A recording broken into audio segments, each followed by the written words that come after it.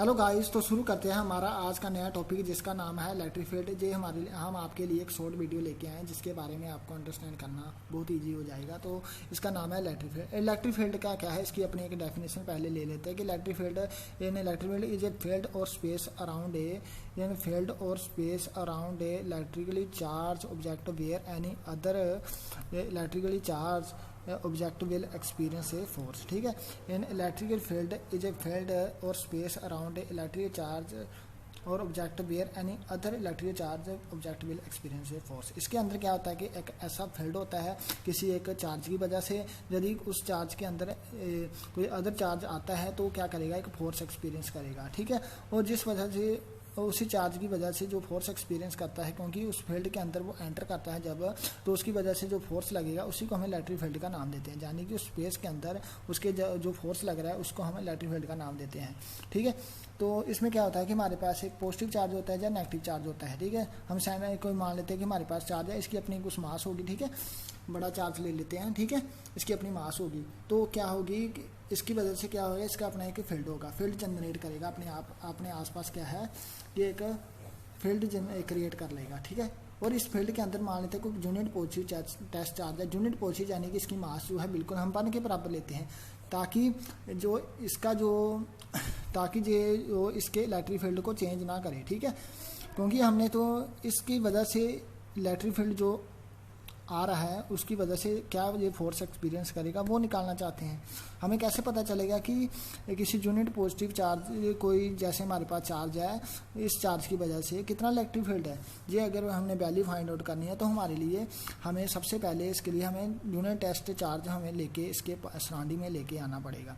तभी तो हमें इसकी इंटेंसिटी पता चलेगी, तभी तो हमें इलेक्ट्रिक फील्ड की वैल्यू पता चलेगी। ठीक है, इलेक्ट्रिक फील्ड की वैल्यू तभी हमें इस चार्ज की वजह से फाइंड आउट होगी। तो क्या होगा इसमें, तो इस पॉइंट पे हम मान लेते हैं कि ये कोई किसी एनी पॉइंट पर ये चार्ज प्लेस्ड है, तो इसकी वजह से जो इलेक्ट्रिक फील्ड की वैल्यू क्या होगी, तो क्योंकि जो चार्ज है इसके फील्ड के अंदर आ रहा है, इस फील्ड के अंदर है, तो इसकी वजह से इलेक्ट्रिक फील्ड की वैल्यू इस पर कितनी होगी, यानी कि इस पॉइंट पर इलेक्ट्रिक फील्ड की वैल्यू क्या होगी, यानी कि इस पर कितना फोर्स लग रहा है, वही बात वो इलेक्ट्रिक फील्ड हमारे पास इलेक्ट्रिक फील्ड इंटेंसिटी निकल के आती है। ठीक है, यदि हम मान लेते हैं कि इलेक्ट्रिक, तो इसका जो फार्मूला होता है इलेक्ट्रिक फील्ड इंटेंसिटी के नाम से भी जानते हैं इसको, क्योंकि हमने इस पॉइंट पर इसकी जो वैल्यू देखनी है, तो इलेक्ट्रिक फील्ड इंटेंसिटी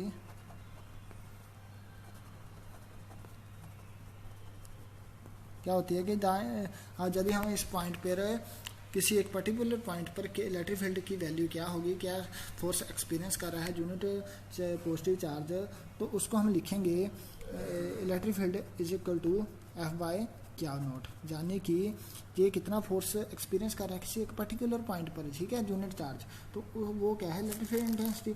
बट इसमें क्या है, हम मान के पहले शुरू में बताया कि इसकी जो मास हम बिल्कुल जीरो के बराबर लेते हैं इस चार्ज को हम। ठीक है, ताकि अगर इसके चार्ज की वैल्यू कुछ होगी तो ये इसके कारण इस पर भी फोर्स अप्लाई करना शुरू कर देगा, जिससे हमारे पास इलेक्ट्रिक फील्ड की वैल्यू नहीं आएगी। तो इसके लिए हम इसके जो क्यू को ऑलमोस्ट जीरो के बराबर ही लेते हैं। ठीक है, क्यू को हम ऑलमोस्ट जीरो के बराबर ही लेते हैं।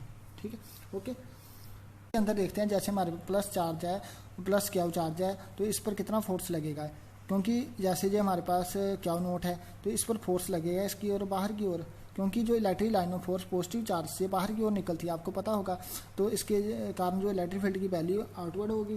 ठीक है, तो यदि हमारे पास नेगेटिव चार्ज होगा तो उसकी वजह से जो Q0 पर फोर्स की वैल्यू लगेगी बिल्कुल इसके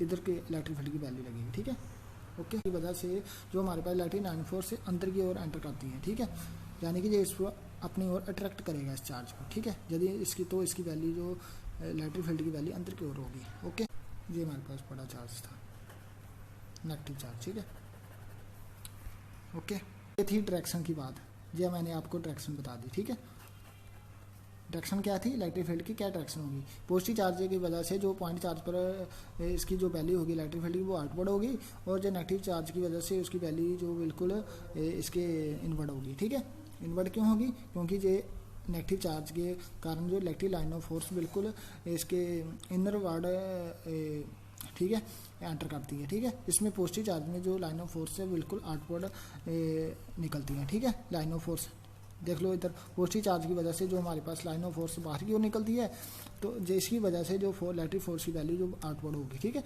और नेगेटिव चार्ज की वजह से जो इसकी जो वैल्यू होती है वो इनवर्ड होती है लाइन ऑफ फोर्स की, ठीक है। इसको हम लाइन ऑफ फोर्स कहते हैं, ठीक है, लाइन ऑफ फोर्स। ओके, तो ये था हमारा आज का टॉपिक।